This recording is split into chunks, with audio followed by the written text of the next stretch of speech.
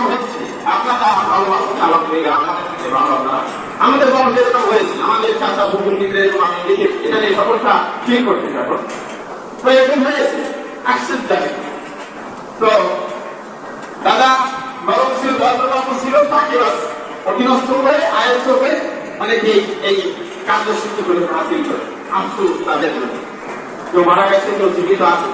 আল্লাহ তাআলা সঠিক বলতে আন্তরিক যারা জীবিত আছে, যারা মারা গেছে আমরা তারা তাদেরকে মাফ করে দেব।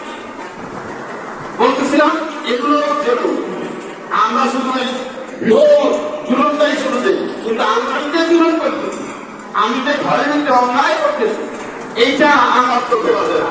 আমি বড়টাই আগে আছি, আমি নিজেকে সংশোধিত করি যে আসলে আমি কতটুকু জুলুমবাজ, আমি অত্যাচারই করি না। আমাকে কেমন আমাকে জালে কাতারে জানাতে হবে কিনা। আল্লাহ তাআলা যেখানে বলছেন আল্লাহ তাআলা পছন্দ করে তার জন্য জালিম, জালিমদেরকে পছন্দ করে না।